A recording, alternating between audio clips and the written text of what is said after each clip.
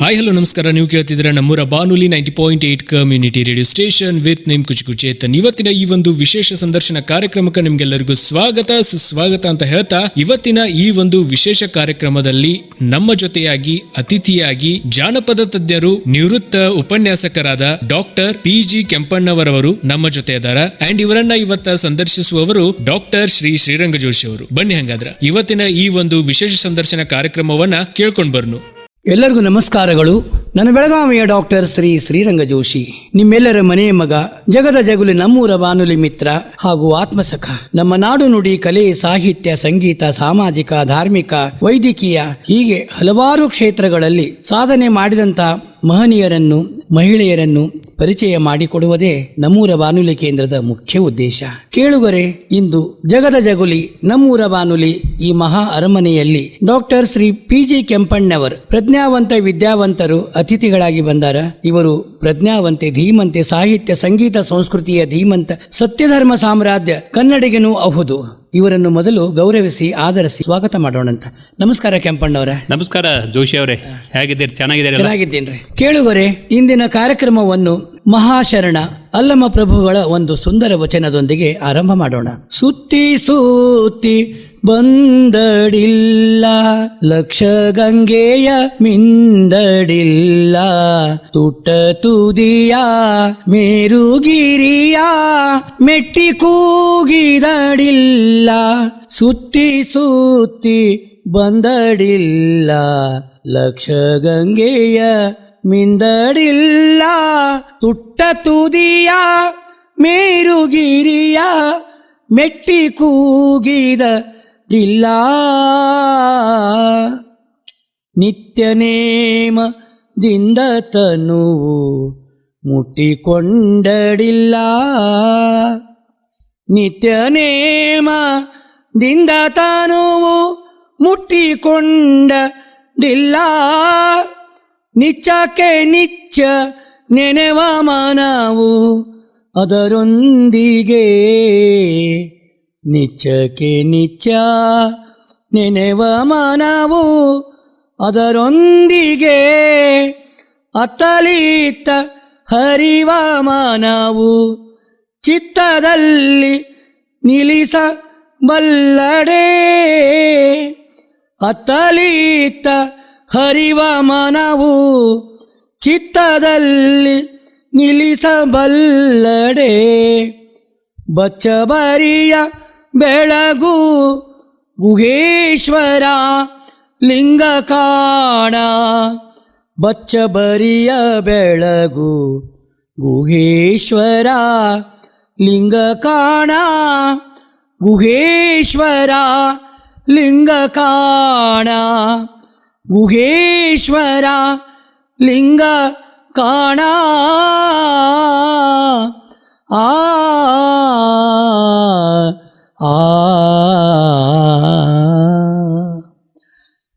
ಕೆಂಪಣ್ಣವರ, ನಮ್ಮ ಬಾನುಲಿ ಕೇಂದ್ರಕ್ಕೆ ಬಂದಿರಿ, ನಮ್ಗೆ ಭಾಳ ಸಂತೋಷ ಅನ್ನಿಸ್ತದ.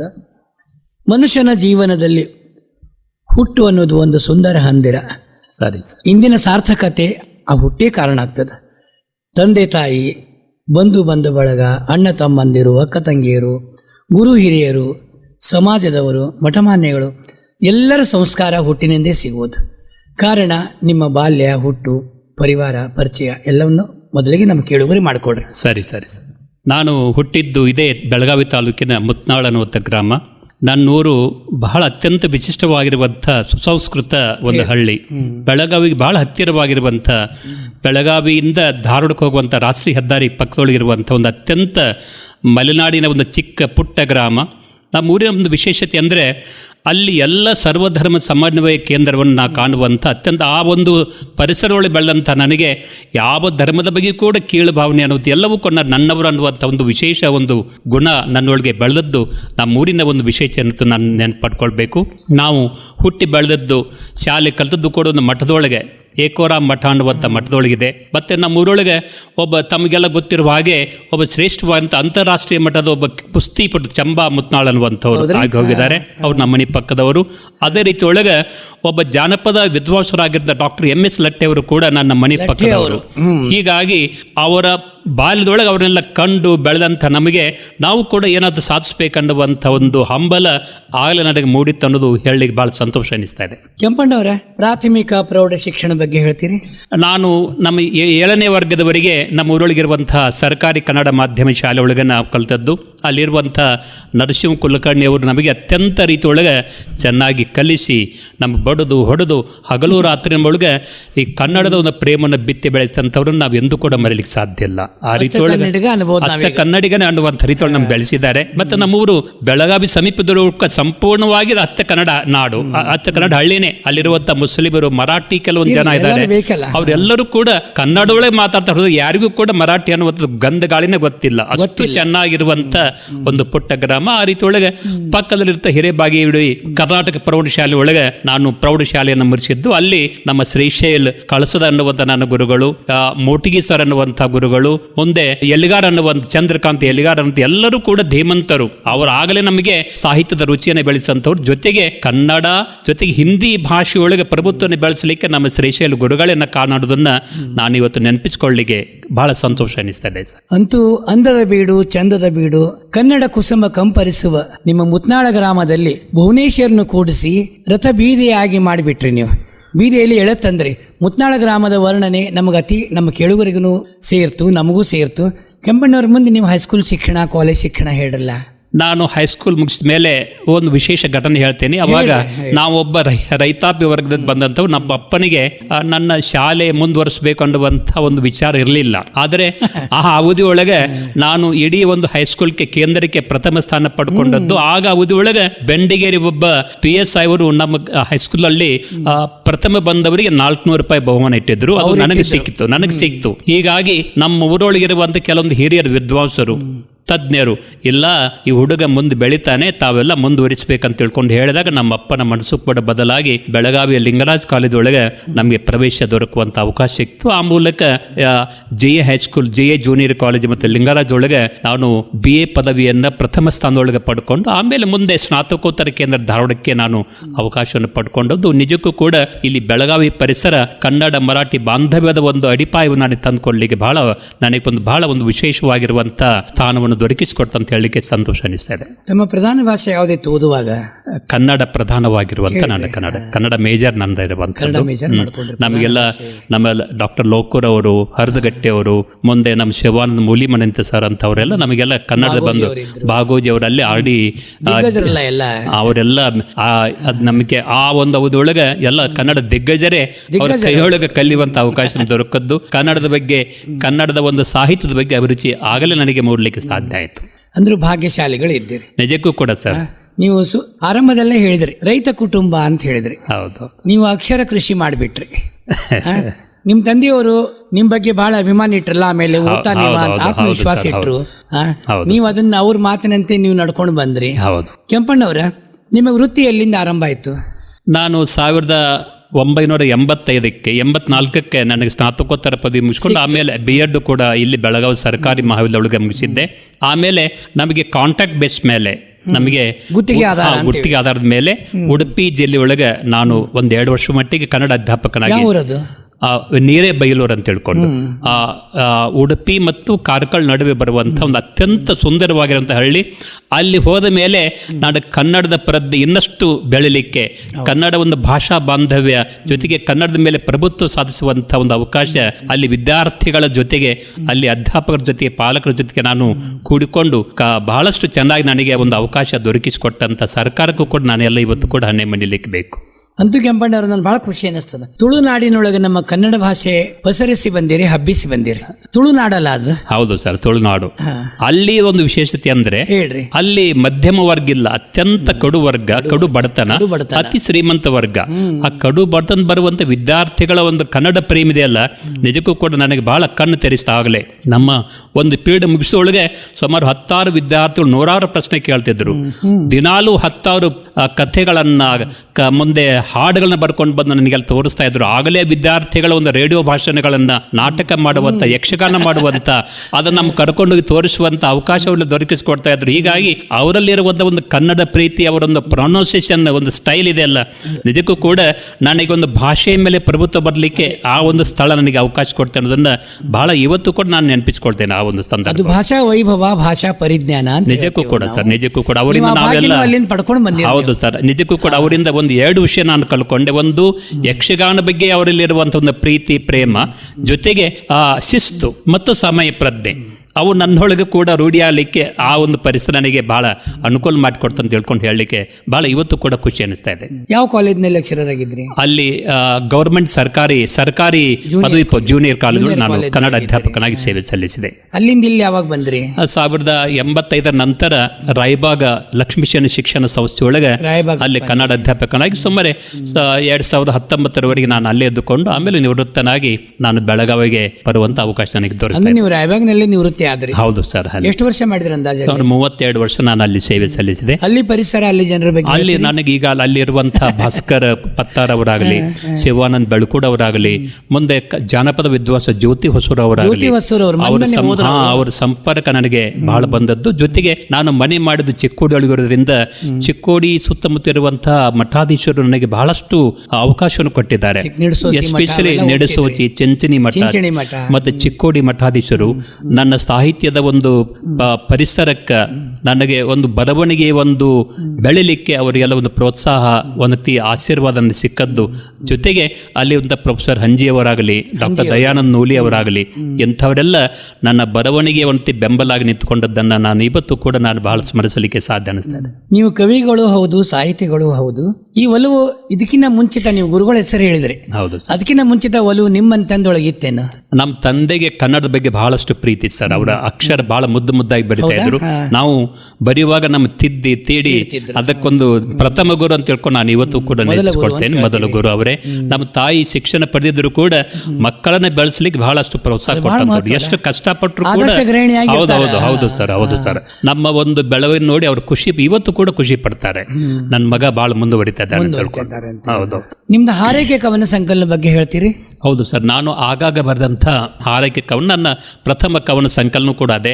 ಒಂದು ರೀತಿ ನಮ್ಮ ಹಳ್ಳಿ ನಾಡಿನ ಸೊಬಗನ್ನ ಅಲ್ಲಿ ಬಳಸಿಕೊಂಡಂಥ ಒಂದು ಕವನಗಳನ್ನು ನಾನು ಅಲ್ಲಿ ಗುಡಿಸಿಕೊಂಡು ಅದನ್ನು ನಮ್ಮ ಹಂಜಿಯವರು ನೀವು ಎಲ್ಲ ಕವನಗಳು ಬಿಡಿ ಕವನಗಳನ್ನ ಒಂದು ರೀತಿ ಒಂದು ಕಡೆ ಸಂಕಲನ ತರಬೇಕಂತ ತಿಳ್ಕೊಂಡು ಮಾಡಿದಾಗ ಹಾರೈಕೆ ಕವನ ನನ್ನ ಮೊದಲ ಕವನ ಸಂಕಲನ ಆಗಿ ಇಲ್ಲಿ ಬಂದದ್ದು ನನಗೆ ಬಹಳ ಸಂತೋಷ. ಅದೆಲ್ಲ ಸಂಪೂರ್ಣವಾಗಿ ಜನಪದ ಧಾಟಿಯೊಳಗೆ ಬರೆದಂಥ ಒಂದು ಕವನಗಳು ಒಂದು ಕಡೆ ನಾನು ತರಲಿಕ್ಕೆ ಅವಕಾಶ ಸಿಕ್ತು ನನಗೆ. ಮಾಡಿದ್ರೆ ನೀವಿದ್ರೆ ಅಂದ್ರೆ ಜನಪದ ಒಲವು ಜಾಸ್ತಿ? ಹೌದು ಸರ್, ಯಾಕಂದ್ರೆ ನಾನು ಹುಟ್ಟಿದ್ದ ಹಳ್ಳಿ ಒಳಗಿರಿಂದ ಆ ಒಂದು ಭಾಷೆಯ ಬಗ್ಗೆ ಒಲವು, ನಿಲುವು, ಅಲ್ಲಿ ಗತ್ತು ಗಮ್ಮತ್ತು ಇವತ್ತು ಕೂಡ ನನ್ನ ಸೆಳಿತಾ ಇದೆ.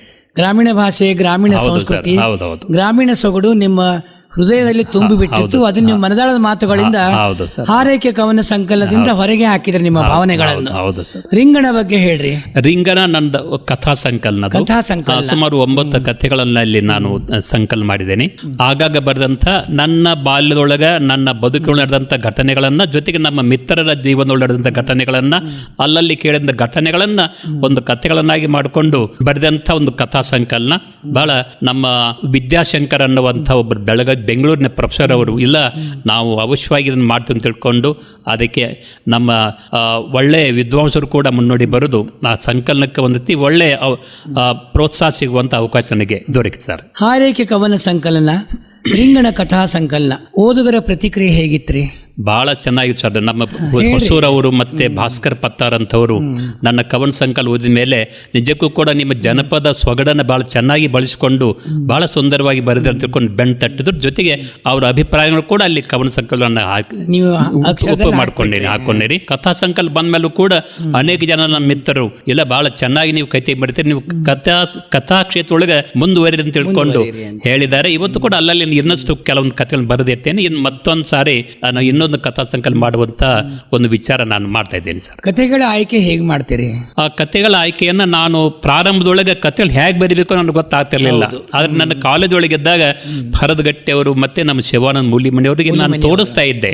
ನಾನು ಬರೆದಂತ ನಾವೆಲ್ಲ ತೀಡಿ ಈ ರೀತಿ ಬರಬೇಕು, ಪ್ರಾರಂಭ ಹೀಗಿರಬೇಕು, ಮಧ್ಯ ಹೀಗಿರಬೇಕು, ಮುಕ್ತಾಯ ಹೀಗಿರಬೇಕು.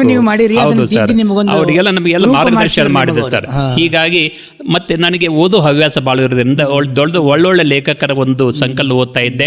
ಅವರು ಒಂದು ವಸ್ತುವನ್ನು ಇಟ್ಕೊಂಡು ಹೇಗೆ ಬರೀತಾರೆ ಅದು ನನಗೆ ಗೊತ್ತಾದ್ಮೇಲೆ ನನ್ನದೇ ಆಗಿರುವಂಥ ಶೈಲಿಯೊಳಗೆ ನಾನು ಬರವಣಿಗೆ ಪ್ರಾರಂಭ ಮಾಡಿದ್ದೇನೆ ಸರ್. ಜೀವನ ಚರಿತ್ರೆಗಳನ್ನು ಸಾಕಷ್ಟು ಬರೆದಿದ್ದೀರಿ. ಹೌದು ಸರ್, ಹೌದು ಸರ್. ಸಮಾಜ ಭೂಷಣ ಶ್ರೀ ಶಾಂತಪ್ಪಣ್ಣ ಮಿರ್ಜಿ, ಸರಿ ಹೇಳ್ರಿ ಅವ್ರ ಬಗ್ಗೆ ಒಂಚೂರು. ಶ್ರೀ ಶಾಂತಪ್ಪಣ್ಣ ಮಿರ್ಜಿಯವರು ನನಗೆ ಚಿಕ್ಕೋಡಿಯೊಳಗೆ ನೆಲೆಸಲಿಕ್ಕೆ ಬಹಳಷ್ಟು ರೀತಿಯೊಳಗೆ ಸಹಕಾರ ಕೊಟ್ಟಂಥ ಒಬ್ಬ ಸಹಕಾರ ಮರಶೀನ್ ಅಂತ ಹೇಳ್ಕೊಂಡು ಇವತ್ತು ಕೂಡ ನನ್ನ ಹಾಗೇನೆ ಅನೇಕ ಜನ ಇವತ್ತು ನೆನಪಿಸ್ಕೊಳ್ತಾರೆ. ಗಡಿ ಭಾಗದೊಳಗೆ ಕನ್ನಡವನ್ನು ಉಳಿಸಲಿಕ್ಕೆ ಬೆಳೆಸಲಿಕ್ಕೆ ಮತ್ತು ಸಹಕಾರ ರಂಗದೊಳಗೆ ಒಳ್ಳೆಯ ಒಂದು ಬ್ಯಾಂಕ್ಗಳನ್ನು ಕಟ್ಟೋದಾಗಲಿ, ದೂಧಗಂಗಾ ಸಹಕಾರಿ ಸಕ್ಕರಖಾನೆಗಳನ್ನು ಇತರ ಎಲ್ಲ ಮಿತ್ರ ಜೊತೆಗೆ ಕಟ್ಟಿದಂಥ ಒಬ್ಬ ಶ್ರೇಷ್ಠ ಮಹರ್ಷಿಗಳು. ಅವರು ಒಳ್ಳೆ ಧಾರ್ಮಿಕ ವ್ಯಕ್ತಿಗಳು. ಅವರು ಸ್ವತಃ ಮನೆಯೊಳಗೆ ಗ್ರಂಥಾಲಯ ಇಟ್ಟುಕೊಂಡು ನಮಗೆಲ್ಲ ಇದನ್ನು ಓದಬೇಕು ಇದನ್ನು ಬೇಕು ತಿಳ್ಕೊಂಡು ಹೇಳಿ ನಮ್ಮ ಕಡೆಯಿಂದ ಪುಸ್ತಕ ತರಿಸ್ಕೊಳ್ತೇವೆ, ನಮ್ಮ ಕಡೆಯಿಂದ ಓದಿಸ್ತಾ ಇದ್ರು. ಹೀಗಾಗಿ ಅವರ ಒಂದು ಸಹಕಾರ ನನಗೆ ದೊರಕಿದ ಮೇಲೆ ಅವರು 75ನೇ ವರ್ಷಕ್ಕೆ ನಮ್ಮ ಸಿದ್ದೇಶ್ವರ ಸ್ವಾಮೀಜಿಯವರು ಅತಿಥಿಗಳಾಗಿ ಬಂದಿದ್ರು, ವೀರೇಂದ್ರ ಹೆಗ್ಗಡೆಯವರು ಕೂಡ ಅತಿಥಿಗಳಾಗಿ ಬಂದಿದ್ರು. ಹೀಗಾಗಿ ಹೌದು ಸರ್, ಭಾಳ ಅದ್ಭುತವಾದ ಸಮಾರಂಭ. ಅವಾಗ ಅನೇಕ ಜನ ನಮ್ಮ ಮಿತ್ರರು ಇಲ್ಲ ಅವ್ರ ಬಗ್ಗೆ ನೀವು ಒಂದು ಪುಸ್ತಕ ಬರೀಬೇಕಂತ ಹೇಳ್ಕೊಂಡು ಹೇಳಿದಾಗ ಅವರ ಜೀವನ ಚರಿತ್ರೆಯನ್ನು ಕಟ್ಟಿಕೊಟ್ಟೆ. ಅದು ನಿಜಕ್ಕೂ ಕೂಡ ನಮ್ಮ ಸಿದ್ದೇಶ್ವರ ಸ್ವಾಮೀಜಿಯವರನ್ನು ಬಹಳ ಮೆಚ್ಚಿಕೊಂಡಿಲ್ಲ, ಬಹಳ ಚೆನ್ನಾಗಿ ಬರೆದಿರಿ. ಹೌದು ಸರ್, ಹೌದು ಸರ್. ಹೀಗಾಗಿ ನಾನು ಬಹಳ ಖುಷಿ ಆಯ್ತು ಸರ್ ಅದೆಲ್ಲ. ಏನಿ ದಯಾಜ್ಯೋತಿ ಒಬ್ಬರು ಜೈನ ಮಾತಾಜಿಯವರು ಅವರು ಚಿಕ್ಕೋಡಿ ಭಾಗಕ್ಕೆ ಬಂದಾಗ ಅವರು ಉತ್ತರ ಭಾರತದವರು. ಉತ್ತರ ಭಾರತ ಬಂದಾಗ ಅವರಿಗೆ ಕನ್ನಡ ಕಲಿಯುವಂತ ಒಂದು ಹಂಬಲಿತ್ತು. ನಾನು ಅವ್ರ 3-4 ತಿಂಗಳೊಳಗೆ ಅವ್ರ ಕನ್ನಡ ಓದಲಿಕ್ಕೆ ಬರಲಿಕ್ಕೆ ನಾನು ಕಲಿಸಿದೆ. ಮತ್ತೆ ಅವರು ಎಲ್ಲ ನೀವು ಕನ್ನಡದೊಳಗೆ ನಂದೊಂದು ಚರಿತ್ರೆ ಪುಟ್ಟ ಚರಿತ್ರೆ ಬರೀಬೇಕಂದಾಗ ಅದನ್ನು ಬರೆಕೊಟ್ಟಾಗ ನಾನು ಕನ್ನಡ ಬರೆಕೊಟ್ಟೆ. ಇದನ್ನು ನಮ್ಮ ಮಿತ್ರರು ಹಿಂದಿಯೊಳಗೆ ಕೂಡ ಅನುವಾದ ಮಾಡಿಕೊಟ್ರು. ಹೀಗಾಗಿ ಅವರು ಬಹಳ ಸಂತೋಷಪಟ್ಟರು ಸರ್. ಅಂದ್ರೆ ನಿಮ್ಮ ಅದ್ಭುತ ಮಾತಿನಿಂದ ಯಾವುದೇ ಭಾಷೆಯವರಾದ್ರೂ ಕನ್ನಡವನ್ನು ಕಲಿಬಹುದು. ಹೌದೌದು. ಅಷ್ಟೇ ಅಲ್ಲ, ನಾನು ಸೇವೆ ಸಲ್ಲಿಸುವಾಗ ಒಬ್ಬ ಮಿತ್ರ ನಮ್ಮ ವೀರಭದ್ರ ಅಂತ ತಿಳ್ಕೊಂಡು ಆಂಧ್ರದವರವರು ಸಿಂಡಿಕೇಟ್ ಬ್ಯಾಂಕ್ಗಳಿಗೆ ಸೇವೆ ಬಂದರು. ಅವರಿಗೆ 15 ದಿವಸ ಒಳಗೆ ಕನ್ನಡವನ್ನು ಕಲಿಸಿದೆ. ಇವತ್ತು ಕೂಡ ನೆನಪಿಸ್ಕೊಳ್ತಾರೆ. ಹೌದು ಹೌದು, ಭಾಳ ಇವತ್ತು ಕೂಡ ನೀವು ಕಲಿಸಿದ ಕನ್ನಡ ನನಗೆ ಇವತ್ತು ಬಹಳ ಉಪಯೋಗ ಆಗಿದೆ ಅಂತ ಅಂದ್ಕೊಂಡು ಅದ್ರ ಓದಲಿಕ್ಕೆ ಬರೀಲಿಕ್ಕೆ ಮಾತಾಡಲಿಕ್ಕೆ ಸ್ವಲ್ಪ ಬಹಳ ಸುಲಭ ಆಯ್ತು ಅವರಿಗೆಲ್ಲ. ಡಾಕ್ಟರ್ ಬಸವ ಪ್ರಭು ದೇಸಾಯಿ ಹೌದು ಸರ್, ಅವರು ಚಿಕ್ಕೋಡಿ ಹತ್ತಿರ ಇರುವಂತ ಯಾದಗೋಡು ಅನ್ನುವಂಥ ಒಂದು ಇದೊಳಗೆ ಡಾಕ್ಟರ್ CB ದೇಸಾಯಿ ಅಂತ ಅವ್ರ ತಂದೆಯವರು ಮೂಲತಃ ಬೆಡಕೆ ಆಳ್ದವರು. 40 ಹಳ್ಳಿಗೆ ಒಬ್ಬರೇ ವೈದ್ಯರಾಗಿದ್ದರು ಬಸವ ಪ್ರಭು ದೇಸಾಯಿ ಅವರು. ಅಂದಿನ ಕಾಲಕ್ಕೆ ಸೈಕಲ್ ಮೇಲೆ ತಿರುಗಾಡಿ ರೋಗಿಗಳಿಗೆ 24 ಗಂಟೆ ಉಚಿತ ಸೇವೆಯನ್ನು ಮಾಡಿಕೊಂಡು ಹೆರಿಗೆ ಆದಾಗಲೂ ಕೂಡ ಹೆರಿಗೆ ಮಾಡಿಸಿ ಅವರಿಗೆ ನೀರು ಹಣಿಸಿ ಜೊತೆಗೆ ಆ ಪುಟ್ಟ ಮಗುವೆ ಆರೈಕೆ ಮಾಡಿ ಮನೆಗೆ ಬರುವಂತ ಒಂದು ವ್ಯವಸ್ಥೆ ನಾವು ಇಟ್ಕೊಂಡಿದ್ದರು. ಅವರ ಬಗ್ಗೆ ನಾನು ಬಹಳಷ್ಟು ಕೇಳಿದ್ದೆ. ಅನೇಕ ಜನ ನಮ್ಮ ಗದಗಿನ ತೋಂಟದಾರ ಸ್ವಾಮೀಜಿಯಲ್ಲ ಅವ್ರ ಬಗ್ಗೆ ಲೇಖನ ನೀವು ಬರೆದರೆ ಅದನ್ನು ಪುಸ್ತಕ ಯಾಕೆ ಮಾಡಬಾರ ಅಂತ ಹೇಳಿದಾಗ ಅವರ ಬಗ್ಗೆ ಅನೇಕ ಒಂದು ವಿಷಯಗಳಿಂದ ಅವರ ಮಗ ಬಹಳ ಒಳ್ಳೆ ಶ್ರೇಷ್ಠ ಆಯುರ್ವೇದ ವೈದ್ಯರು, ಇವತ್ತು ಕೂಡ ಬಹಳ ಅತ್ಯಂತ ಶ್ರೇಷ್ಠರು. ಅವರ ಮನೆಯೊಳಗೆ ಎದ್ದುಕೊಂಡೆ ಅವ್ರ ತಂದೆ ಬಗ್ಗೆ ಅನೇಕ ವಿಷಯವನ್ನು ನಾನು ಕಲೆಕ್ಟ್ ಮಾಡಿಕೊಂಡು ಬರೆದಾಗ ನಮ್ಮ ಗದಗಿನ ಪೂಜ್ಯರು ಬಹಳ ಖುಷಿ ಪಟ್ಟರು. ಇಲ್ಲ ಭಾಳ ಚೆನ್ನಾಗಿ ಬರೆದೇರಿ, ಅತ್ಯಂತ ಸುಂದರವಂತ ಒಂದು ಕೃತಿ ಓದಿ ಸಂತೋಷ ಆಗ್ತಿದ್ಕೊಂಡು ನನ್ನ ಬೆನ್ನು ತಟ್ಟಿದಾಗ ನನಗೂ ಕೂಡ ಅಭಿಮಾನ ಅನಿಸಿತು ಸರ್. ಅಂತೂ ನಿಮ್ಮ ಪ್ರಚೋದಕರು ಪ್ರಚೋದಿಸಿದಾಗ ಪುಸ್ತಕ ರೂಪದಲ್ಲಿ ಹೊರತರುವ ಪ್ರಯತ್ನ ಅದ್ಭುತವಾಗಿ ಮಾಡ್ರಿ. ವರ್ತಕ ಶ್ರೀ ಬಂಡಾ ಚೌಬಲೆ ಅವರು ಚಿಕ್ಕೋಡಿ ಹತ್ತಿರ ಸಿರುಗುಪ್ಪಿ ಅನ್ನುವಂಥ ಒಂದು ಊರು. ನಮ್ಮ ಹಂಪನ ಅವರು ಬಂದಿದ್ರು, ಹೌದು ಇಬ್ಬರು ಬಂದಿದ್ರು. ಅವಾಗ ಇಲ್ಲ ಅವರಿಗೆ 75 ವರ್ಷ ಆಗಿದೆ. ಅವ್ರಿಗೆ ಬಗ್ಗೆ ಒಂದು ಪುಟ್ಟ ನೀವು ಪುಸ್ತಕ ಬರೀ ಅವರು ಮಿತ್ರರೆಲ್ಲ ಒಂದು ವಿತ್ತ ಮಾಡಿದಾಗ 2 ದಿವಸದೊಳಗೆ ಅವ್ರ ಮನೆಗೆ ಹೋಗಿ ಎಲ್ಲ ಕಲೆಕ್ಟ್ ಮಾಡಿಕೊಂಡು ಪುಸ್ತಕ ರೆಡಿ ಮಾಡಿ ಕೊಟ್ಟಾಗ ಅದು ಕೂಡ ಒಬ್ಬ ವ್ಯಾಪಾರಿಯಾಗಿದ್ದು ಕೂಡ ಒಬ್ಬ ಧಾರ್ಮಿಕ ರೂಪದೊಳಗೆ ಅವ್ರು ಹೇಗೆ ಜೀವನ ಸಾಗಿಸಿದ್ರು ಅನ್ನೋ ಭಾಳ ಪುಟ್ಟ ಪುಸ್ತಕದೊಳಗೆ ನಾನು ಹಿಡಿದಿರ್ಲಿಕ್ಕೆ ಒಂದು ಅವಕಾಶ ಮಾಡಿಕೊಟ್ಟಿದ್ರು ಸರ್. ವರ್ತಕರನ್ನು ಬೆಳಕಿಗೆ ತಂದ್ರಿ. ಹೌದು ಸರ್. ಹಿಂದ್ ಕೇಸರಿ ಚಂಬಾ ಮುತ್ನಾಳ್ ಅಂತೀವಿ ನಾವು. ಹೌದು ಸರ್, ಹೌದು ಸರ್. ಇದೇನಿದು? ಕುಸ್ತಿ ಕ್ಷೇತ್ರದೊಳಗೆ ನಮ್ಮ ಊರಿನ ಹೆಸರನ್ನ ಅತ್ಯಂತ ಎತ್ತರದ ಮಟ್ಟಿಗೆ ಹೋದಂತ ಒಬ್ಬ ಶ್ರೇಷ್ಠ ವ್ಯಕ್ತಿ ಚಂಬಣ್ಣ ಅವರು. ಚಂಬಣ್ಣ, ಅದು ನಮ್ಮ ಮನೆ ಪಕ್ಕದೊಳಗೆ ಇರುವಂತವ್ರು. ಗರಡಿ ಮನೆ.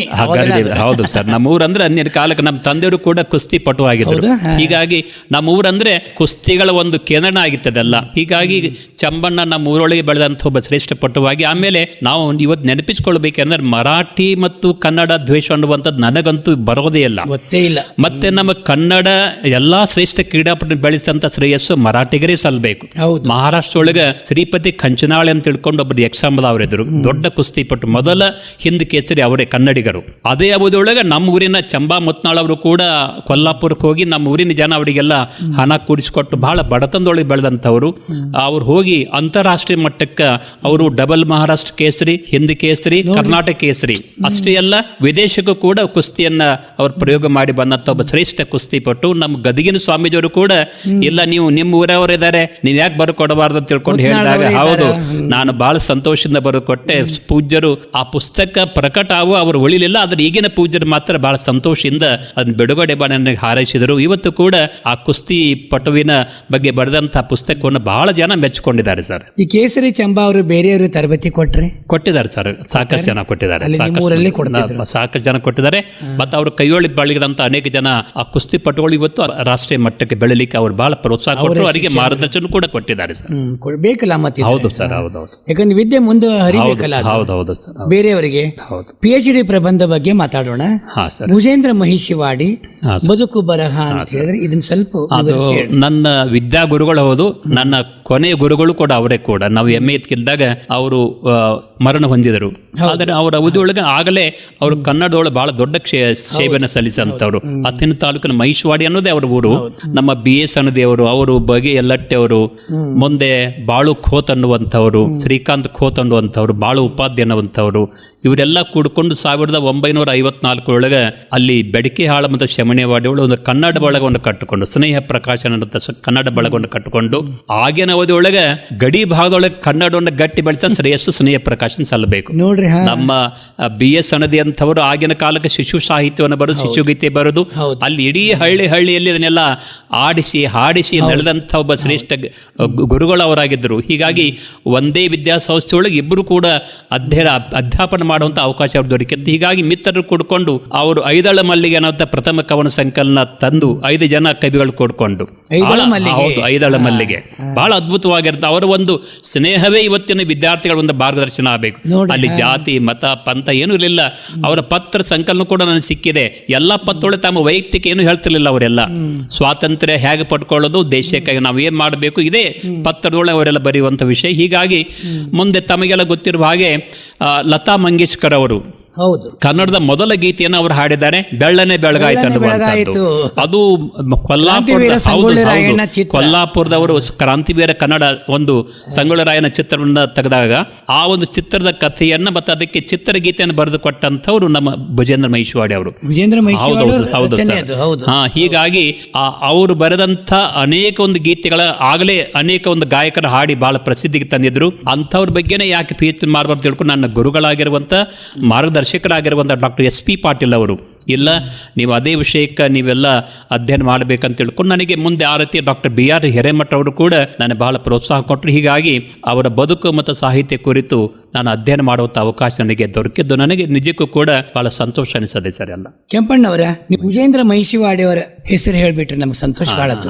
ಅದರಲ್ಲೇ ನೀವು ಪ್ರಬಂಧನ ಎಲ್ಲ ಖಂಡಿಸಿ ಮಾಡಿ ಎಲ್ಲ ನೀವು PhD ಪ್ರದಾನ ಮಾಡ್ಕೊಂಡ್ರಿ.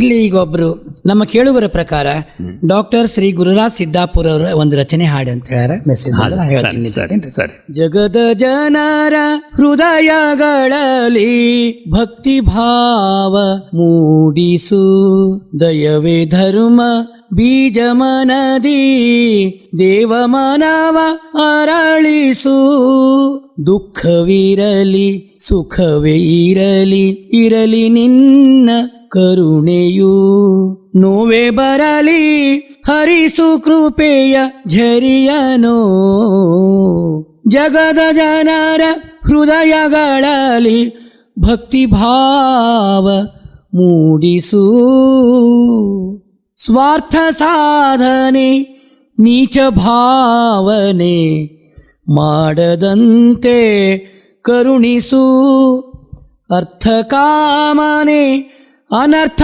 ಚಿಂತನೆ ನೋಡದಂತೆ ನಡೆಯಿಸು, ಜಗದ ಜನರ ಹೃದಯಗಳಲ್ಲಿ ಭಕ್ತಿಭಾವ ಮೂಡಿಸು.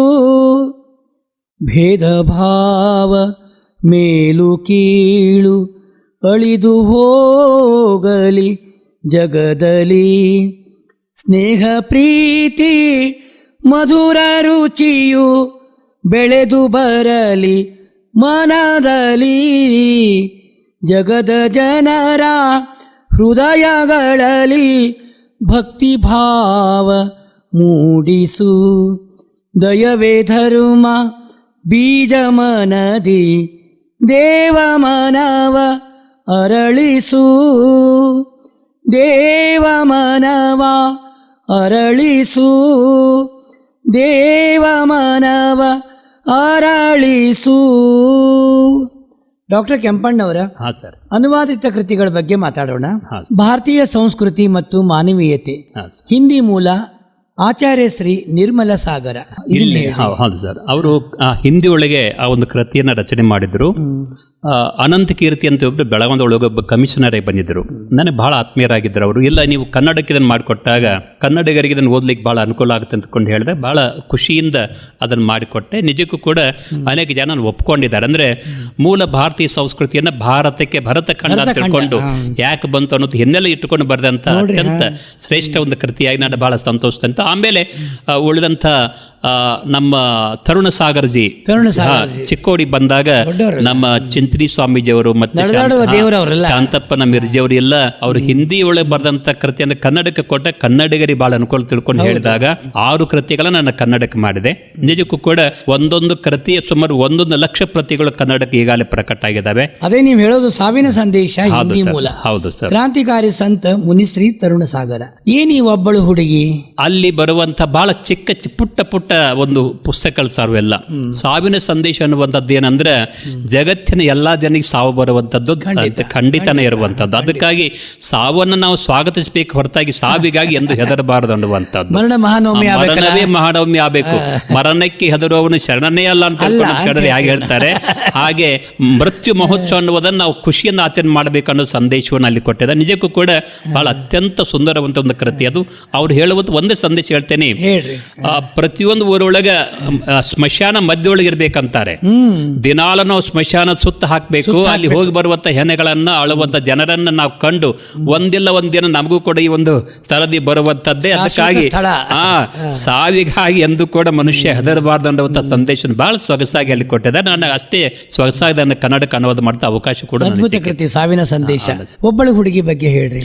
ಅಲ್ಲಿ ಬರುವಂತಹ ಒಂದು ಹುಡುಗಿ ಬಾಲ್ಯದೊಳಗೆ ಚಿಕ್ಕವಳಾಗಿದ್ದು ಕೂಡ ತನ್ನ ಒಂದು ಸಾಧನೆಯ ಮೂಲಕ ಹೇಗೆ ಆಕೆ ಬೆಳೆದಳು ಅನ್ನುವಂಥದ್ದನ್ನು ಒಬ್ಬಳು ಹುಡುಗಿ ಒಂದು ಚಿಕ್ಕ ಬಡತನೊಳಗೆ ಬೆಳೆದಂತ ಹುಡುಗಿ ನಂತರ ತನ್ನ ಪ್ರಯತ್ನ ಮೂಲಕ ಹೇಗೆ ಬೆಳೆದಳು. ಹೌದು ಸರ್, ಇತ್ತು ಮತ್ತು ಒಳ್ಳೆ ಸಂಸ್ಕಾರ ಸಿಕ್ಕಿತ್ತು. ಹೀಗಾಗಿ ತನ್ನ ಪ್ರಯತ್ನ ಮೂಲಕ ಹೇಗೆ ಬೆಳೆದಳು ಅನ್ನೋದನ್ನು ಬಹಳ ಸೊಗಸಾಗಿ ಅಲ್ಲಿ ಕೊಟ್ಟಿದ್ದಾರೆ ಅವರೆಲ್ಲ. ಬಾಲ್ಯದಲ್ಲಿಯೇ ಸತ್ತ ಒಬ್ಬಳು ಮುದುಕಿ.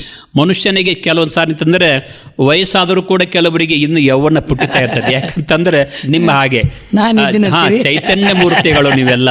ಹಾಗೆ ಕೆಲವರು ಇದ್ದು ಕೂಡ ಸತ್ತಂಗಿರ್ತಾರೆ. ಅಲ್ಲಿ ಬಾಲ್ಯದಲ್ಲಿ ಸತ್ತ ಒಬ್ಬಳು ಮುದುಕಿ ಅಂತಂದ್ರೆ ಕೆಲವೊಬ್ರು ಏನಂತಂದ್ರೆ ಬಾಲ್ಯದೊಳಗೆ ಮುದುಕಿಯರಂತೆ ವರ್ತನೆ ಮಾಡ್ತಾರೆ. ಅಂದ್ರೆ ಇನ್ನು ನಮ್ದೆಲ್ಲ ಮುಗಿತಂಡುವಂತಹದ್ದು.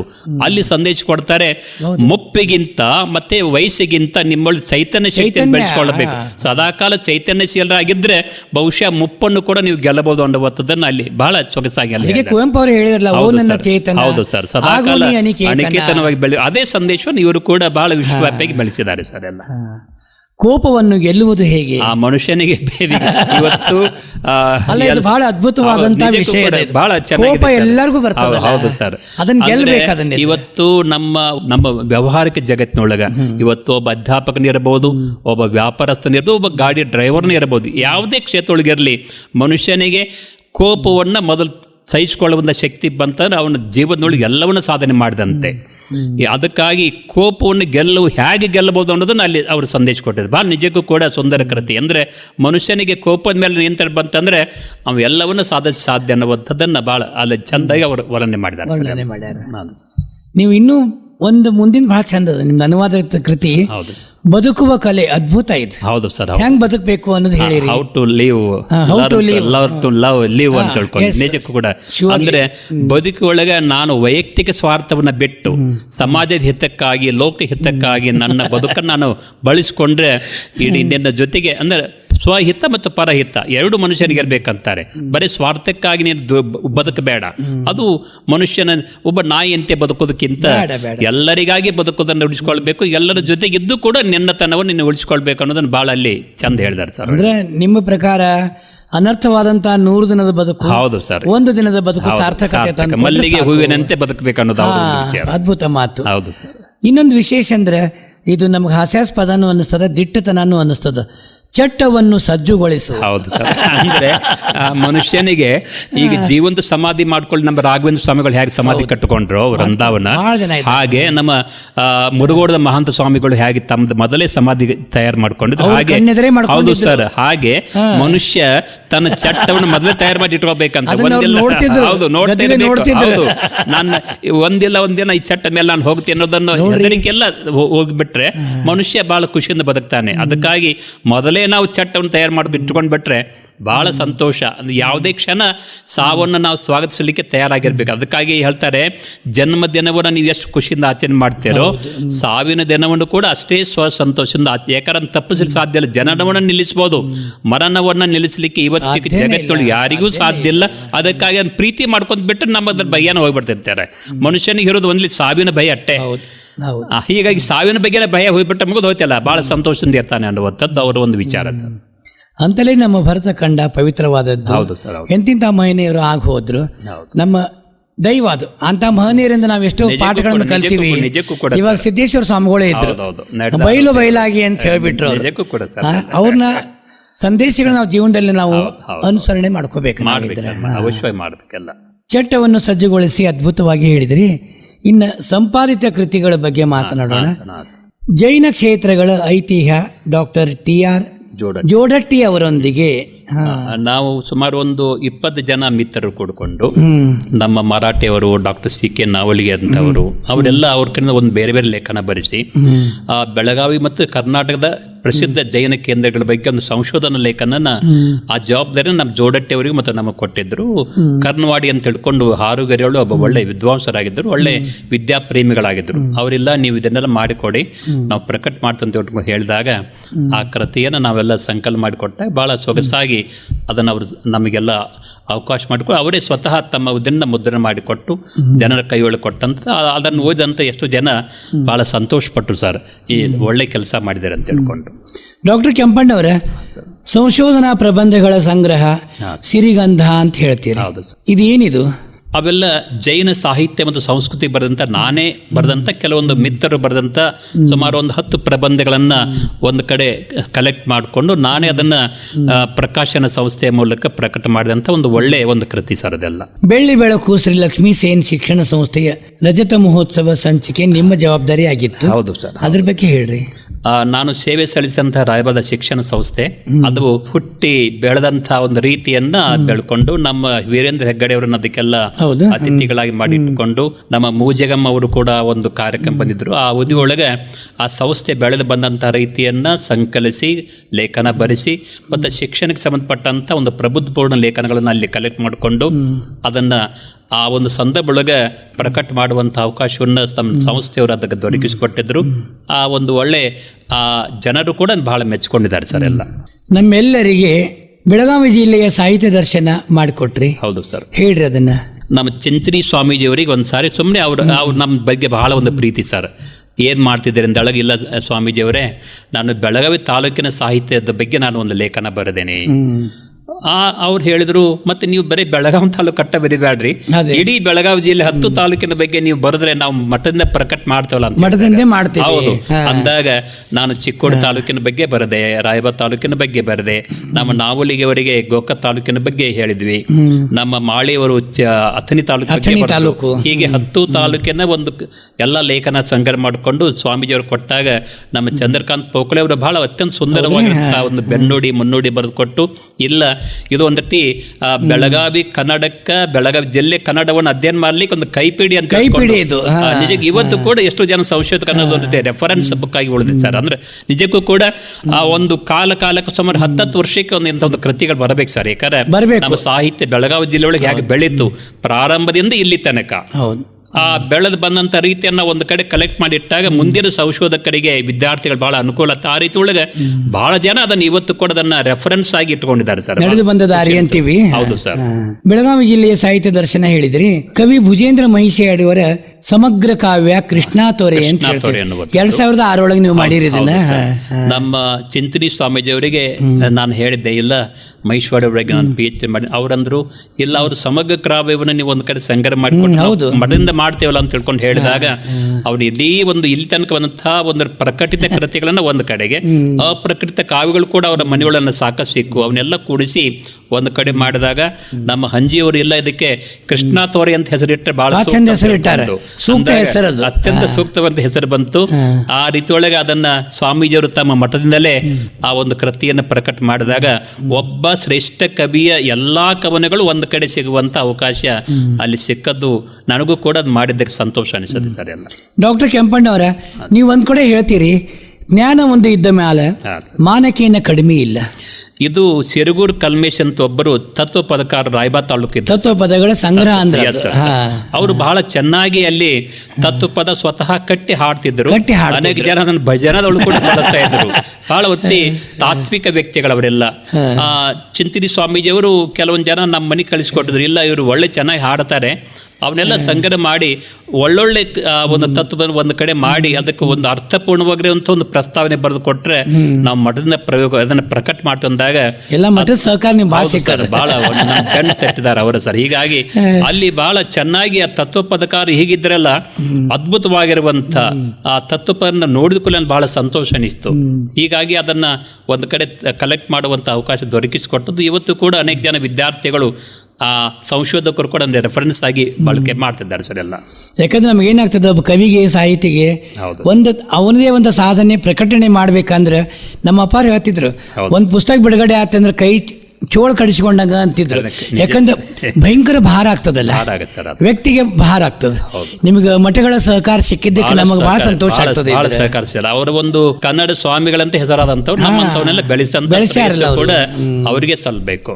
ಭದ್ರಬಾಹು ಚರಿತ್ರೆ ಚಂದ್ರಕೀರ್ತಿ ಅಂತ ಒಬ್ಬರು ಇಲ್ಲಿ ಬಂದಿದ್ರು ಅಂತ ಹೇಳಿ ಅವರು ಹೇಳಿದ್ರು, ಇಲ್ಲ ಒಂದು ರೀತಿ ಪ್ರಾಚೀನ ಕೃತಿ ಇದೆ, ಇದನ್ನ ಚೆನ್ನಾಗಿ ನೀವೆಲ್ಲ ಸಂಪಾದಿಸಿ ಕೊಟ್ಟಿಟ್ರೆ ನಾವು ಪ್ರಕಟ ಮಾಡ್ತಂತ ಹೇಳ್ಕೊಂಡಾಗ ಭದ್ರಬಾಹು ಮುನಿಗಳ ಬಗ್ಗೆ ಮತ್ತು ಭದ್ರಬಾಹು ಸ್ವಾಮಿಗಳ ಬಗ್ಗೆ ಒಂದು ಚರಿತ್ರೆಯನ್ನ ಕಟ್ಟಿದ್ರು. ಅದನ್ನ ಸಂಕಲಿಸಿ ಅದಕ್ಕೆಲ್ಲ ಪ್ರಸ್ತಾವನೆ ಬರೆದು ನಾನು ಕೊಟ್ಟಾಗ ಅದನ್ನೆಲ್ಲ ಅವರೆಲ್ಲ ಪ್ರಕಟ ಮಾಡಿದ್ರು ಸರ್ ಎಲ್ಲ. ಹುಬ್ಬಳ್ಳಿ ಜೈನ ಬೋರ್ಡಿಂಗಿನ ವಜ್ರ ಮಹೋತ್ಸವ ಸ್ಮರಣ ಸಂಚಿಕೆ ಜವಾಬ್ದಾರಿ ನಿಮ್ಮದಾಗಿತ್ತು, ಅದರ ಅನುಭವ ಹೇಳ್ರಿ. ನಾನು ಕೆಲವೊಂದು ವರ್ಷ ನಮ್ಮ ಇಡೀ ಕುಟುಂಬ ಕಟ್ಕೊಂಡು ನಾನು ಹುಬ್ಬಳ್ಳಿ ಒಳಗೆ ನೋಡ್ರಿ ಅಲ್ಲಿ ಒಂದು ಕುಟುಂಬ ಅಲ್ಲಿ ಇತ್ತು. ಅಲ್ಲಿ ಒಂದು ನಮ್ಮ ಮಗ ವ್ಯಾಪಾರ ಮಾಡುವಾಗ ಅಲ್ಲಿದ್ದಾಗ ರಾಜ್ಯಪಾಲರು ಕೂಡ ಬಂದಿದ್ರು, ಪಾಟೀಲ್ ಪುಟ್ಟಪ್ಪನ ಅಂತ ದೊಡ್ಡ ದೊಡ್ಡ ಗಣ್ಯ ಕರೆಸಿಕೊಟ್ಟು ಟೀಕೆ ತೂಕೊಳ್ಳೋರು ಕೂಡ ಅಲ್ಲಿ ವಿದ್ಯಾರ್ಥಿಗಳೇ.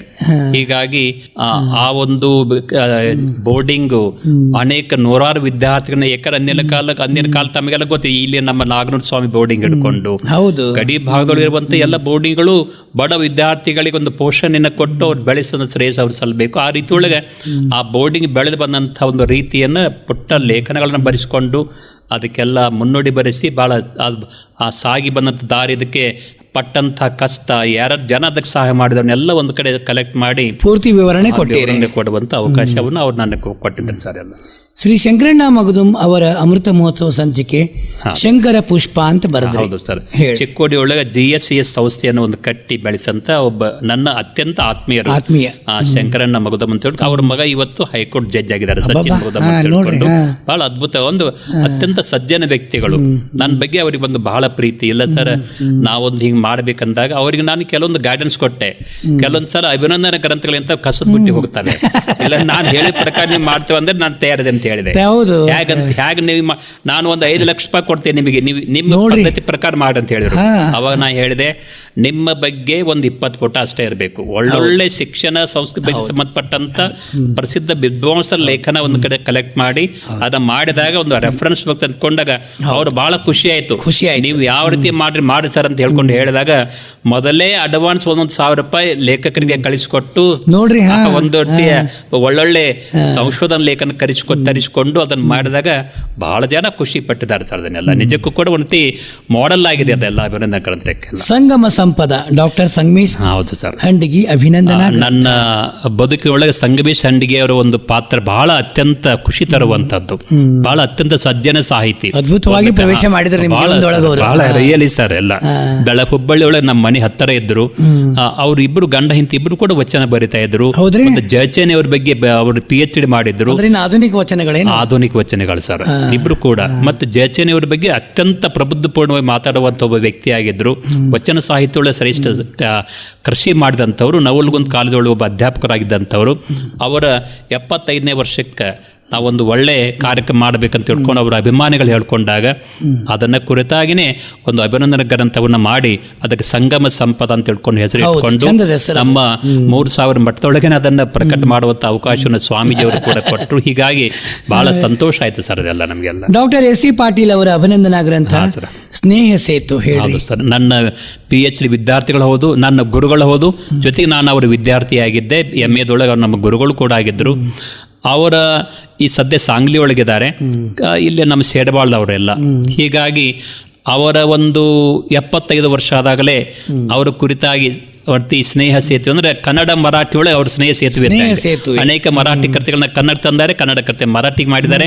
ಧಾರ್ಮಿಕ ಮತ್ತು ಭಾಷೆಗೆ ಸಂಬಂಧಪಟ್ಟಂತ ಅದ್ಭುತವಾಗಿರುವಂತ ಒಂದು ಕೊಡೆಗಳನ್ನು ಕೊಟ್ಟಂಥವ್ರು. ಅವರ ಒಂದು ಕುರಿತಾಗಿ ಒಂದು ರೀತಿಯ ಕನ್ನಡದೊಳಗೆ ಒಂದು ಒಳ್ಳೆ ಅಭಿನಂದನಾ ಗ್ರಂಥ ಬರಬೇಕಂತ ತಿಳ್ಕೊಂಡು ಕೆಲವೊಂದು ಜನ ಅವರ ಅಭಿಮಾನ ಹೇಳ್ಕೊಂಡಾಗ ಒಬ್ಬ ನಾನು ವಿದ್ಯಾರ್ಥಿಯಾಗಿ ನನ್ನ ಕರ್ತವ್ಯ ಅಂತ ತಿಳ್ಕೊಂಡು ಆ ಒಂದು ಸೇವೆ ಸಲ್ಲಿಸುವಂತ ಅವಕಾಶ ನನಗೆ ದೊರಕಿಸಿಕೊಟ್ರು. ಅದನ್ನ ನಾನು ಒಂದು ರೀತಿ ಸಂಪಾದಿಸುವಂತ ಅವಕಾಶ ನನಗೆ ಅಂದಿನ ಕಾಲಕ್ಕೆ ಸಿಕ್ಕಿತ್ತು ಸರ್ ಎಲ್ಲ. ಇವಾಗ ನಾವು ಸಂಶೋಧನಾ ಲೇಖನಗಳು ನಾಡಿನ ಪ್ರಬುದ್ಧ ಗ್ರಂಥಗಳಲ್ಲಿ 50 ಸಂಶೋಧನಾ ಲೇಖನಗಳು ಪ್ರಕಟವಾಗಿವೆ. ಸರ್, ಈಗೂ ಬರಿತಾ ಇದ್ದೀರಿ ಮನೆಯಲ್ಲಿ? ದಿನಾಲು ನಂದು ಸಾಹಿತ್ಯ ಮುಂದುವರಿಬೇಕಲ್ಲ? ಹೌದು ಸರ್, ಹೌದು ಸರ್. ಹರಿವ ಗಂಗೆ ಹರಿಬೇಕದು. ಹೌದು, ಹರಿತಾನೆ ಇರಬೇಕು. ಹೌದು. ಮುಖ್ಯವಾದ ಪ್ರಶ್ನೆ ಕೇಳ್ತೀನಿ. ನಮ್ಮ ಬೆಳಗಾವಿ ಜಿಲ್ಲೆಯ ಗ್ರಾಮಗಳ ಬಗ್ಗೆ ನನಗೆ ಸ್ವಲ್ಪ ಹೆಚ್ಚು ಆಸಕ್ತಿ ಇರುವಂತದ್ದು ಗ್ರಾಮನಾಮಗಳು. ಅದಕ್ಕೆ ನಾವು ಕೇಳಿವಿ. ನಾನು ನಮ್ಮ ಕೇಳುಗರಿಗೆ ಗೊತ್ತಿತ್ತು, ಸರ್ ಇದನ್ನ ಕೇಳ್ರಿ ನೀವು ಅವರಿಗೆ ಅಂತ ಹೇಳಿದೆ. ಯಾಕಂದ್ರೆ ನಿಮ್ಮ ಅಟ್ಲೀಸ್ಟ್ ಅಂದ್ರೆ ಮುತ್ನಾಳ್ ಹುಡುಗರೇ ಬಹಳ ಕೇಳ್ಯಾರ ನನಗೆ ಇದನ್ನಿದ್ರೆ. ನಾನು ದಕ್ಷಿಣ ಕನ್ನಡ ಜಿಲ್ಲೆಯೊಳಗೆ ಸೇವೆ ಸಲ್ಲಿಸ್ತಾ ಇರಬೇಕಾದ್ರೆ ಅಲ್ಲಿ ಬಹಳಷ್ಟು ಜನ ವಿದ್ವಾಂಸರು ಸ್ಥಳನಾಮಗಳ ಬಗ್ಗೆ ಬಹಳಷ್ಟು ಅಧ್ಯಯನ ಮಾಡಿದ್ರು. ಆ ಕೃತಿಗಳು ನನಗೆಲ್ಲ ಓದುವಂತ ಅವಕಾಶ ಸಿಕ್ಕಿತ್ತು. ಜೊತೆಗೆ ಚಂಬಾ ಜೋಶಿಯವರು ಎಡೆಗಳು ಹೇಳುವ ಕನ್ನಡ ನಾಡು, ಅದನ್ನು ನಾನು ಓದ್ಕೊಂಡಿದ್ದೆ. ನಮ್ಮ ಕಲಬುರಗಿಯವರು ಕೂಡ ಅದ್ರ ಬಗ್ಗೆ ಸಾಕಷ್ಟು, ಹಂಪನವರು ಕೂಡ ಸ್ಥಳನಾಮಗಳ ಬಗ್ಗೆ ಅಧ್ಯಯನ ಮಾಡಿದ್ದಾರೆ. ಬಹಳ ಒಂದು ಒಳ್ಳೆ ನಮ್ಮ ಚಿದಾನಂದ ಮೂರ್ತಿಯವರು ಕೂಡ ಇದ್ರ ಬಗ್ಗೆ ವರ್ಕ್ ಮಾಡಿದ್ದಾರೆ. ನನಗೆ ಅವನ್ನೆಲ್ಲ ಓದಿದ ಮೇಲೆ ಅನಿಸ್ತು, ನಾನು ಬೆಳಗಾವಿ ಜಿಲ್ಲೆಯವನ್ನಾಗಿದ್ದುಕೊಂಡು ಬೆಳಗಾವಿ ಜಿಲ್ಲೆ ಸ್ಥಳನಾಮಗಳ ಬಗ್ಗೆ ಯಾಕೆ ಅಧ್ಯಯನ ಮಾಡಬಾರದು. ಸುಮಾರು 1200ಕ್ಕಿಂತ ಹೆಚ್ಚು ಹಳ್ಳಿಗಳನ್ನ ಒಂದು ಕಡೆ ಕಲೆಕ್ಟ್ ಮಾಡಿಕೊಂಡು, 1200 ಹೌದು ಸರ್, ಅವನ್ನೆಲ್ಲ ಬೈಫರ್ಕೇಶನ್ ಮಾಡುವಂತ ವರ್ಗೀಕರಣ ಮಾಡಿಕೊಂಡು, ಆ ವರ್ಗೀಕರಣ ಅಂದ್ರೆ ಸುಮಾರು ಸಾಕಷ್ಟು ಜನ ಅಲ್ಲಿ ಇವು ಬರ್ತಾವ ಸರ್. ಎಲ್ಲ ವರ್ಗೀಕರಣ ಹೇಗೆ ಮಾಡ್ಬೋದು ಅಂದ್ರೆ ಇಂಗ್ಲಿಷ್ ಒಳಗಕ್ಕೆ ಟೋಪೋನಾಮೋಲಾಜಿ ಅಂತ ಕರೀತಾರೆ. ಅಂದ್ರೆ ಸ್ಥಳನಾಮ ಶಾಸ್ತ್ರ. ಇಂಗ್ಲಿಷ್ ಒಳಗೆ ಇವತ್ತು ಸ್ಥಳನಾಮ ಶಾಸ್ತ್ರದ ಬಗ್ಗೆ ಬಹಳ ಅದ್ಭುತ ಕೆಲಸ ಆಗಿದ್ದಾವೆ. ಕನ್ನಡದೊಳಗೆ ಅಷ್ಟರ ಮಟ್ಟಿಗೆ ಇನ್ನೂ ಕೂಡ ಆಗಿಲ್ಲ, ಇನ್ನೂ ಕೂಡ ಆಗ್ಬೇಕು ಸರ್ ಎಲ್ಲ. ಅಂದ್ರೆ ಅಲ್ಲಿ ವ್ಯಕ್ತಿವಾಚಿ, ಸಸ್ಯವಾಚಿ ಮತ್ತು ಶಿಲಾವಾಚಿ ಅಂತ ಕೆಲವೊಂದು ಹೆಸರು ಬರ್ತಾವೆ ಸರ್ ಎಲ್ಲ. ನೀವೆಲ್ಲೇ ಕುತ್ಕೊಂಡು ಹೇಳ್ಬೋದು ಬೆಳಗಾವಿ ಜಿಲ್ಲೆ ಹಳ್ಳಿಗೆ ನಾವು ಇಟ್ಕೊಂಡಾಗ, ಈಗ ಬೆಳಗಾವಿ ಇದು ಮೂಲತಃ ತಮಗೆಲ್ಲ ಗೊತ್ತಿರೋ ವೇಣು ಗ್ರಾಮ ಅಂತ ಸಂಸ್ಕೃತ ಕರೆಸ್ಕೊಂಡಂತ. ವೇನ್ ಅಂದ್ರೆ ಹಿಂಗ್ ಸಂಸ್ಕೃತ ಒಳ್ಳೆ ಬಿದಿರು ಅಂದ್ರೆ ಇದು ಅಪ್ಪಟ ಒಂದು ಮಲೆನಾಡಿನ ಒಂದು ಊರಿನ ಇಲ್ಲಿ ಬಿದಿರು ಹೆಚ್ಚು ಬೆಳೀತಾ ಇತ್ತು ಅಂತ ತಿಳ್ಕೊಂಡು ಹೇಳಿದಾಗ ವೇಣು ಗ್ರಾಮ ಹೋಗಿ ಅದು ಸೌಕಳಿ ಆಗ್ತಾ ಬಂದು ಅದು ಬೆಳಗಾವಿ ನಂತರ ಈಗ ಇಂಗ್ಲಿಷ್ ಬೆಳಗಾವಿ ಆಗಿ ಇವತ್ತು ಮತ್ತೆ ನಾವು ಬೆಳಗಾವಿ ಅದನ್ನ ಹೇಳಿ ನಮ್ಮ ಕ್ಲಾಸ್ ಒಳಗೂ ಕೂಡ ನಾನು ವಿದ್ಯಾರ್ಥಿಗಳಿಗೆ ಮೊದಲು ಅವ್ರ ಊರು ಕೇಳ್ತೇನೆ, ನಿಮ್ಮ ಊರ ಹೆಸರು ಹೆಂಗ್ ಬಂತು ನೀವು ಗೊತ್ತೈತಿ ಅಂತ ಕೇಳ್ಕೊಂಡು, ಇಲ್ಲ ಸರ್ ಅಂತ ಹೇಳಿದಾಗ ಅದೆಲ್ಲ ಬೆಳೆಸಿ ಹೇಳಿ ಬಹಳ ಖುಷಿ ಆಗುತ್ತೆ ಅವರಿಗೆಲ್ಲ, ಬಹಳ ಖುಷಿ ಅನಿಸ್ತದೆ.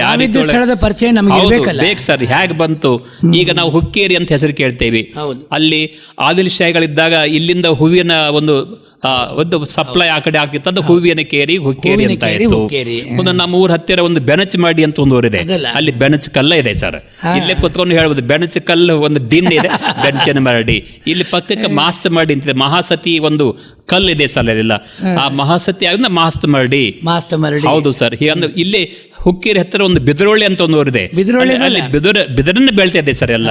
ಖಾನಾಪುರ ಒಂದು ಗಾಡಿಕೊಪ್ಪ ಅಂತ ಒಂದು ಊರಿದೆ, ಅಲ್ಲಿ ನಮ್ಮ ಅಕ್ಕನು ಕೂಡ ಕೊಟ್ಟಿದ್ರು. ಗಾಡಿ ಅಂದ್ರೆ ಸುಂದರ ಅಂತ ಊರು, ಸುಂದರ, ಅತ್ಯಂತ ಸುಂದರ ದಟ್ಟ ಮಲೆನಾಡಿನ ಹಳ್ಳಿ ಅದು, ಬಹಳ ಸುಂದರವಂತ ಅಪ್ಪಟ ಹಳ್ಳಿ ಅದು. ಅಂದ್ರೆ ಆಯಾ ಊರಿನ ಒಂದು ಹೆಸರು ಬರ್ಲಿಕ್ಕೂ ಕೂಡ ಈಗ ನಾವು MK ಹುಬ್ಬಳ್ಳಿ ಅಂತ ಕರಿತೇವೆ, ಅದು ಮೂಲತಃ ಬರೀ ಹುಬ್ಬಳ್ಳಿ. ಒಬ್ಬ ವಿಜಯನಗರ ಸಾಮ್ರಾಜ್ಯ ಹಾಳಾದ ಮೇಲೆ ಮುಸ್ಲಿಂ ಅರಸರ ಕೈಯೊಳಗೆ ಸಿಕ್ಕ ಮೇಲೆ ಅಲ್ಲಿ ಒಬ್ಬ ಖಾನನ್ನ ಅಲ್ಲಿ ನೇಮಿಸಿದರು ಲೀಡರ್ ಆಗಿ. ಮುಗಟ್ ಖಾನ್ ಅನ್ನೋದು ಒಬ್ಬ ಖಾನ್ ಬಂದ್ಮೇಲೆ ಆ ಊರಿಗೆ ಮುಗಟ್ ಖಾನ್ ಹುಬ್ಬಳ್ಳಿ ಅಂತ ಬಂತು. ಅದಕ್ಕಾಗಿ ಒಂದು ಊರಿನ ಹೆಸರು ಬರ್ಬೇಕಾದ್ರೆ ಬ್ಯಾಕ್ ಹಿಸ್ಟ್ರಿ ನಾವೆಲ್ಲ ಓದ್ಬೇಕಾಗುತ್ತೆ. ಅಂದ್ರೆ ಅಲ್ಲಿ ಬರುವಂತ ಶಾಸನಗಳಿಗೆ ಸಂಬಂಧಪಟ್ಟಂತ ಒಂದು ಆ ಊರಿಗೆ ಯಾಕೆ ಬಂತು, ಈ ಮೂಲ ಹೆಸರು ಏನಿತ್ತು, ಅವನ್ನೆಲ್ಲ ಶಾಸನ ಜನಪದ ಒಂದು ಅಧ್ಯಯನ ಮಾಡಿ ಹಳ್ಳಿಗರ ಬಾಯಿಯೊಳಗದು ಏನಿದೆ ಅವನ್ನೆಲ್ಲ ಒಂದು ಕಡೆ ಕಲೆಕ್ಟ್ ಮಾಡ್ಕೊಂಡು ಆಮೇಲೆ ಆ ಊರಿಗೆ ಇದು ಹೆಸರು ಬರಲಿಕ್ಕೆ ಮೂಲ ಹೆಸರು ಹಿಂಗಿತ್ತು, ಈಗ ಹಿಂಗಾಗಿದೆ ಅಂತ ತಿಳ್ಕೊಂಡು ನಾವೆಲ್ಲ ಓದ್ಲಿಕ್ಕೆ ಸಾಧ್ಯ ಆಗ್ತದೆ. ಈಗ ನಾವೆಲ್ಲ ಮಮದಾಪುರ ಅಂತ ಒಂದು ಊರಿದೆ ಗೋಕಾಕ್ ಹತ್ರ, ಮಮದಾಪುರ. ಅದು ಆಕ್ಚುಲಿ ಮಹಮ್ಮದಪುರ. ಅಲ್ಲಿ ಮೊಹಮ್ಮದ್ ಅನ್ನುವಂಥ ವ್ಯಕ್ತಿ ಅಲ್ಲಿ ಲೀಡರ್ ಆಗಿ ಬಂದ್ರೆ ಮಮದಾಪುರ ಆಯ್ತು. ಅದು ಆಕ್ಚುಲಿ ಕುರುಬೆಟ್ಟ ಅದ ಮೂಲ ಹೆಸರು. ಹೌದು, ಸಿಂಧಿ ಕುರುಬೆಟ್ಟ ಅಂತೀವಲ್ಲ, ಕುರುಬೆಟ್ಟ ಸರ್. ಘಟಪ್ರಭ ಅನ್ನೋ ಊರಲ್ಲ, ಅದು ನದಿ ಹೆಸರು. ಅದು ಮಲ್ಲಾಪುರ ಮೊದಲು. ಹೌದೇನ? ಊರ ಹೆಸರು ಮಲ್ಲಾಪುರ.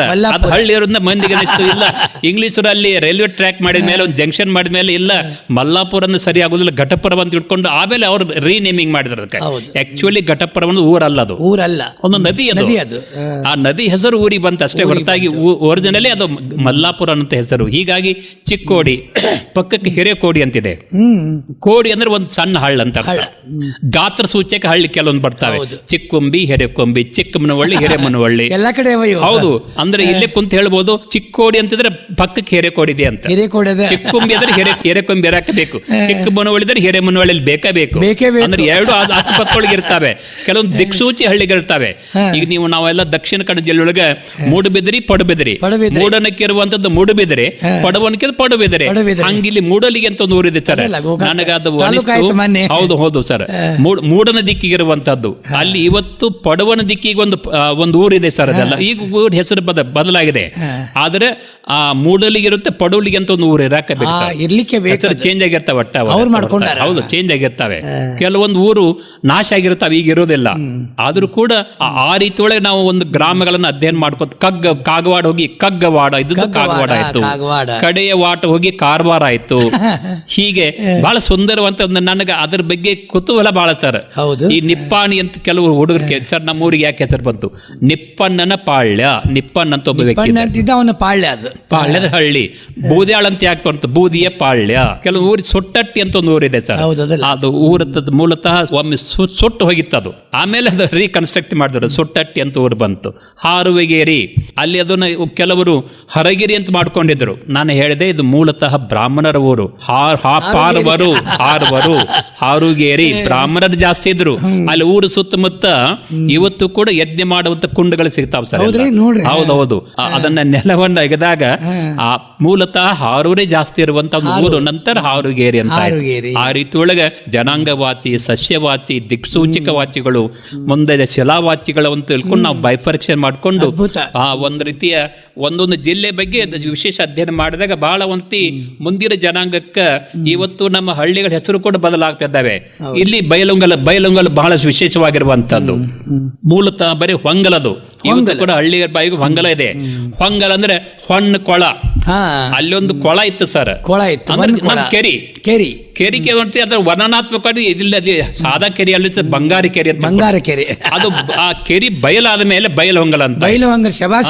ಅಲ್ಲಿ ಪಕ್ಕದೊಳಗೆ ಇನಾಮ್ ಹೊಂಗಲ ಅಂತ ಇದೆ. ಅಲ್ಲ, ಒಂದಕ್ಕೊಂದು ಅರ್ಥ ಹೌದೌದು ಸರ್. ಮತ್ತೆ ನಿಪ್ಪಾಣಿ ತರ ಒಂದು ಅಕ್ಕೋಳ ಅಂತ ಒಂದು ಊರಿದೆ ಸರ್. ಅಕ್ಕೋಳ ಅಂದ್ರೆ ನನಗೆ ಮೊದಲು ಯಾಕೆ ಬಂತು ನನಗೆ ಬಹಳ ವಿಚಿತ್ರ ಅನಿಸ್ತು. ಅದು ಕನ್ನಡದ ಹೆಸರದು ಅಲರ್ ಕೊಳ. ಅಲರ್ ಹೂವು, ಒಂದು ಹೂವಿನ ಕೊಳ ಅಲ್ಲಿ ತಂದಿದ್ದಕ್ಕೆ ಅಲರ್ ಕೊಳತ್ತು.